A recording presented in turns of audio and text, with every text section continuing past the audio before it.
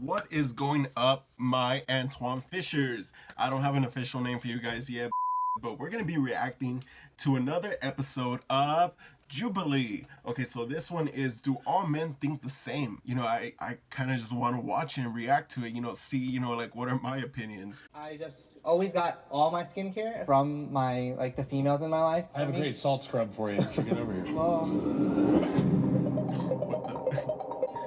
On this episode of Spectrum, we wanted to explore the topic of masculinity. Okay. In the last couple of years, there's been intense scrutiny on masculinity in America. Yeah, we that's traveled true. to Chicago and partnered with Gillette and Walgreens to bring together a group of men, including Of course. You can't forget the sponsor Gillette.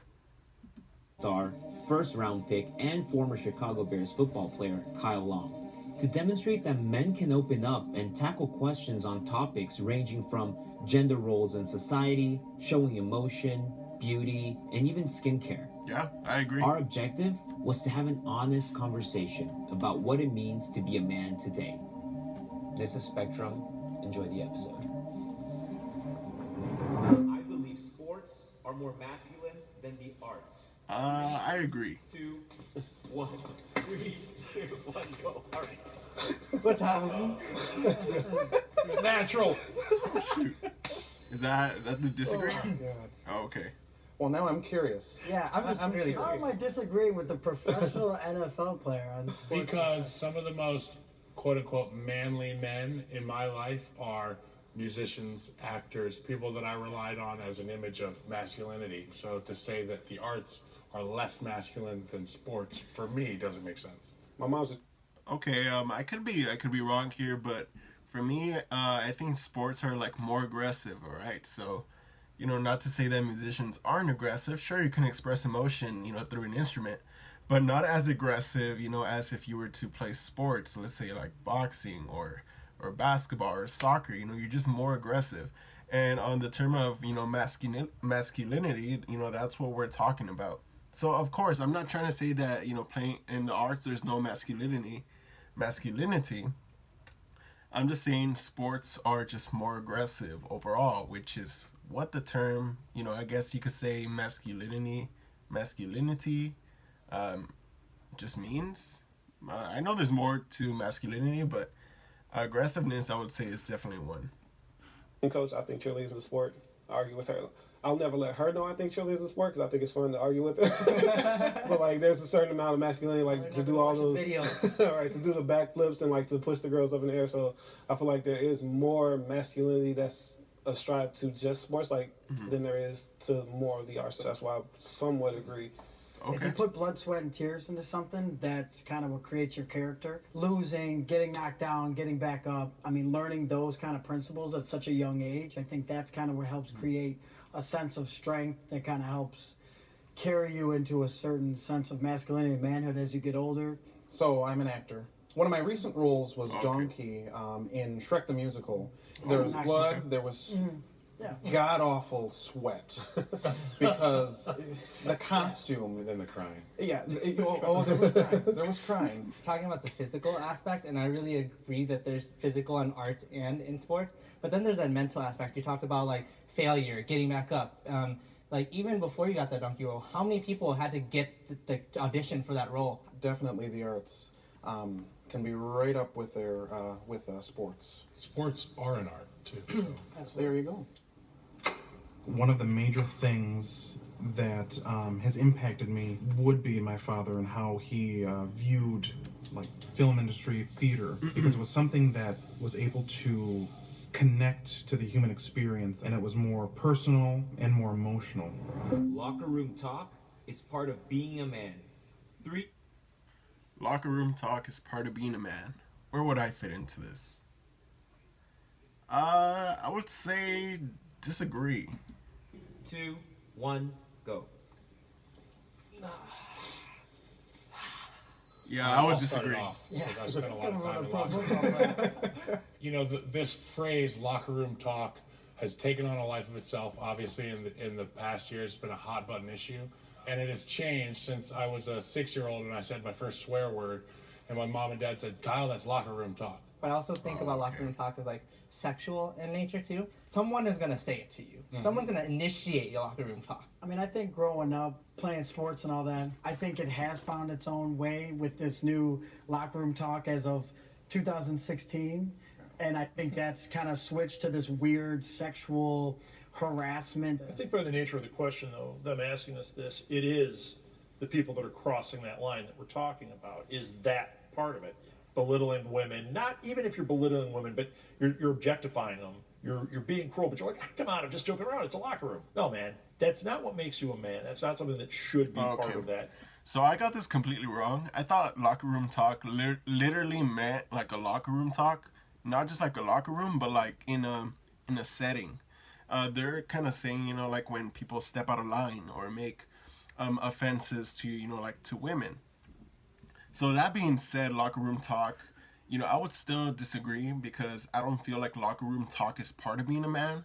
Part of being a man is your actions and, you know, like how you are dealing with like situations in the best way possible. I feel like that's a good character of being a man. Men's main role in this situation is stepping forward, setting boundaries, and still fun within the framework of those boundaries and respecting one another. As a black man, I looked at it as like barbershop talk. More so, and I just feel like it's just being a safe space for men to be able to get those ideas out. So like if it's something that's like you find extremely offensive and in the confines of that safe space, I could say it. You could say, hey, this is why I think it's offensive. And I could say, oh, I never thought about it like that without having to take that out into the world. Realistically, out in the world, I don't think men have the, you know, opportunity to express feelings and things like that like they can in the locker room. Like I'm sure there's locker rooms where you've cried, where you were able to have other men confront you and say, okay, so it's okay to cry in this situation. Same guys who make fun of you are the same guys who same way. Yeah. Damn. So it's okay to cry in this situation. Same guys who make. Just look at him. Full of testosterone. He's bald, has a beard, he looks big, jacked, deep voice. That's the expression of a man right there. They're the same guys. Same way. Yeah. And that's so it's that safe space. There are a lot of men out there that can operate rationally. Not everything is like about sex with us. You know what I'm saying? So I'm a Christian. My father's a pastor. For me, being a man is about taking responsibility and accountability. Men should be the head of the household. Okay, now we're going to. I'm kind of surprised as to, you know, how they're gonna play it out. I agree. Men should be the head of the household. According to today's standards, many people will disagree, but I still hold firm to that the man should be the head of the household. Not to belittle women, but I just feel like, you know, men just should be the head. 3, 2, 1, go.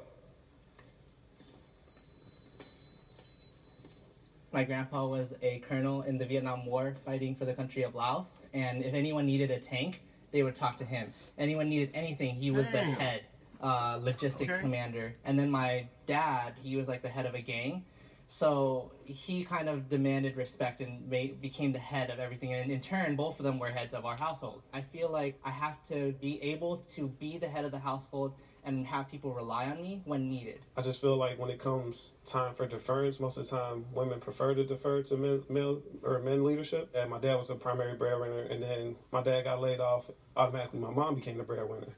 And they just switched those roles, but like when it came time for decisions and stuff like that, she still deferred to him most of the time. And it's like we didn't miss a beat as a family. And I feel like that's what she wanted. I feel like that's what most men or most women want from their men. It's better for the men to be in that position. I don't feel like a woman can't be in that position. Yeah, I'm going to build on what you're talking about, CJ, because I feel like each one of us has a unique set of circumstances. And in your case, your dad was really smart in terms of his, you know, decisions. I'm sorry to keep pausing and inputting my input. I know you guys probably don't care. But yeah, everything is subjective. It depends on, you know, the circumstances that you grew up with, you know, because look at these. 3 people went over here and 3 people went on the other side. Why? Because they all lived and grew up through different, like, situations. So, I don't know. At the end of the day, I think all of this is just subjective, obviously. Let's keep Your going. mom probably relied on him for that stuff.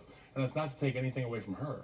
But I'm over here on the disagree side because the question was, should a man be the head of the household? Verbatim, correct? Yep. Now, my response to that is no. There is no rules for who's the head of the household. What I'm making. So Okay, there's no rules. But do you think that the men should be the head of the household? I don't know. I just think, we as humans, we think so different. For me, I personally, agree. But that doesn't mean I'm not open-minded. I totally understand, this guy's point of view. Agree with the comment. I think men can be, but it's 2020. And if I were to tell you that I'm the head of my household, I'd be lying to you. I think there's a leader within each one of us. I don't think it has to do with whether you're a man or a woman. I know in my household, there are times that my wife leads, there's times I lead. We talk about leading up, leading down. We even let our daughter lead sometimes. My role as a man and a father in my daughter's life is to be the example and to be just supportive and accepting and loving. And I want her to see by example that I'm always striving to be the best human being I can be. That's really what my role is. And she's the greatest joy in my life. Respectable. I have discussed skincare with other men.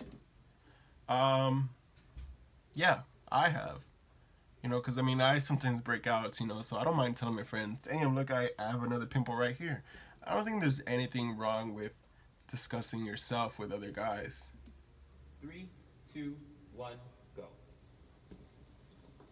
Woo! All right, yeah, it's not bad. I have a great salt scrub for you. Well, I just always got all my skincare opinions from the females in my life. Yeah, okay, that goes back to how you were raised and how, you grew up. But yeah, I don't know, like I said, everything is subjective. I don't know why I keep pausing and putting my input. I should just let the video play. Go ahead. Play. I won't say anything else anymore. So I didn't want to I won't talk say about anything else. As we all get older, our skin starts to look like that bag that's been left out in the sun too long. And that's why skincare recently has become a thing for me. I've talked about it a bunch with guys. Yeah. That's how I find out about beard oil. It wasn't my wife that said you need it. It was my buddy with a beard that said, hey, beard oil's awesome. I can think of a couple of friends that we've talked about it pretty regularly. One of the guys was concerned about skin cancer. And if he wasn't talking to the guys about it, like, hey, what do you do? He might not have felt comfortable talking to a woman about it. So we just crack that open. We just talk about this stuff. What did you talk to the NFL player about? Just skincare. I'll be the first to do this, but Damn I strongly agree. I think it's important to take pride in yourself and have self-discipline. I agree. It all falls under discipline for me. I'd actually branch off that too, because I view it as loving yourself. It doesn't have to be you take 4 hours to be able to make yourself look good and presentable, to be able to walk out the door. It'll provide confidence for you to be able to do whatever you want in the world. Well said, I feel like James. this is Well said. one of those conversations that happens during locker room talks, and it may not be I'm sure some of the people are going to be surprised, oh, all these guys talk about skincare. But those are the conversations that you have in those locker room talk situations. Yeah, I think it's important. You talk to guys about skincare. We live in Chicago. I'm a serious white boy. I think it's important that when you're dealing with elements, it's cold, it's freaking rough. We're in construction. It's a lot of nasty stuff out there. So yeah. I'm fourth generation bricklayers and alley craft workers unions. My dad, my grandpa, my great grandpa were all union representatives, and it's everything my family stands for, believes in, and is still fighting for. I think for me, being a man is standing up for people, standing up for what you believe in. I meet That's true. my father's expectations for what it means to be a man. I meet my father's expectations. Okay, so then again, every father, probably grew up different, so everyone's gonna have different opinions. 3, 2, 1. But what I agree, sorry that I keep pausing. What I agree, I would say somewhat agree, because, well, you guys don't want to know, but I'm just gonna let the video play. I'm gonna sulk myself over here now, guys. Never made it. This is a high bar. I am constantly still striving, but my father has different standards than me, and I'm proud of who I am, but there's a small part of me that's just I wish I could hit that bar, but it's also part of me that's there's some parts of that bar that I'm not gonna touch. Yeah, that's why I say I somewhat agree. We all know within the family can be very tough, and I know you've alluded to this a few times today. And I feel for you. I really do. In my heart, I just want to give you a huge hug because Oh, I have a dad who has muscle man has feelings. Whether he knows he's putting them on me or not, there's unrealistic expectations. The name on the back of my jersey, we share. The number I chose to wear was the same that he wore. Profession, the same. I will never be my dad because he was a world beater in his field. But I also, in the journey striving for his acceptance, I found myself proud of who I am. Yeah. And Well said. that is being a man and being your own man. And like I really hope we can find you. If we have this conversation again, I really hope that we can have you at least on the somewhat, because What a cool dude. What a cool struggle with dude. that too, and it's a real thing. I can't think of any time in my life where my dad has ever said he's been disappointed in me. It's been nothing but encouragement. He asks for my help on things now. It's like he's always telling other people how proud of me. He's like, yeah, I ran to your dad. He was telling me everything about you. So, and I know like it's like a lot of people like don't even have their fathers in their life. So like I appreciate it that much more. I love that you guys all have that, talking about what negative consequences we have as men for holding it in and for not being able to voice our emotions. I think that my dad passed away because he took his own life because he didn't express emotion. It wasn't in his definition of being a man. And so because of that, he bottled everything up to the point where I didn't know what was going on, and I was the closest individual to him. And at that point, it's just mentally and physically, emotionally not stable, and it destroys a person. No matter how manly of men, it'll destroy you from the inside. One of the few things I remember. He really sounds passionate about like what he's saying. You know, I think he actually feels like emotional right there. Just you can hear it in his voice. But I mean, respect to this guy. You know, it's not his fault. You know what happened to his father. But like I said, we all grow up different. So Before he passed, he said to me, "I can't believe I'm such a tiger and I have a son, and turns out to be a kitten." And they're just demoralizing words that my dad would say, and those things just stick with me. So I will never put myself across that line, but I'll always work to get to somewhat disagree so that I can feel that I got to as close as I can to his bar. That's a shame, man, because you're standing here and you're saying your words. Yes. And you're standing up to it. You're a man, dude. You're a man. Yes. You should be over here. Yes. Man, I see you as a tiger. Yeah, I don't- agree with that 100%. Just the fact that they're supporting him is like so cool, because I mean you could tell he looks very vulnerable right there. But the fact that they're all telling him, you know, they're supporting him, that's what makes him a man. And look, he could be on the disagree side, but the fact that he's standing up for himself on his opinion and stuff, that makes him much more of a man too. So that's why they're telling him to come over on the other side. Which, you know what? I mean, it's just so wholesome seeing this. It's so cool. You can use my dad if you want. I am the son of the oldest child and the only son of the oldest child, so that kind of just makes a lineage that I have to follow, and that person disappearing drops weight on my shoulders. All eyes are on me now. I take the center stage, and that made me feel like I have to be a man. I never really had the chance to be vocal about my dad. I felt safe enough to talk about it, and it was one of the first times that all these emotions that I've bottled up have finally come to light. Yeah, you could tell just the way he's talking. I would tackle Kyle Long for $1 billion? What kind of question is this?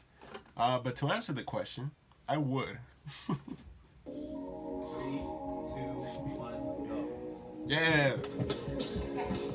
Let's go! Come and get it, boys. Challenge accepted. Come and get it, boys. Alright. Come here. Oh. You guys. Come on, get in here, guys. Come here. Come here. Oh. What's that dude? I didn't even know. Come on, we're forcing the group on. Come on. Go for it. I'm proud to be a man because of who we are right now, evolving our thinking, of becoming more sensitive to others. My experience today was one in which I gained a lot of understanding and respect for specifically the men that were in here. Yeah. We talked about tough topics. We were honest. We weren't afraid to call each other out. Yeah. And I think respect was the overlying theme.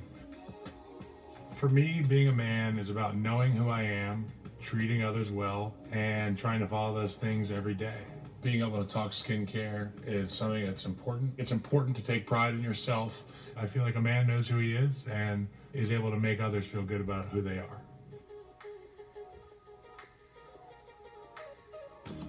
Okay, so the ending was an ad for Gillette. But yeah, that has been Jubilee. Do all men think the same? I'm curious for all you men out there, like, do you guys agree with all this? I think it was just so heartwarming that they supported the other guy. I forgot his name already, but they supported him, which is so cool. I just think that's what makes a man. But enough rambling, you guys don't care. I'll see you guys in the next one. Thank you guys for watching.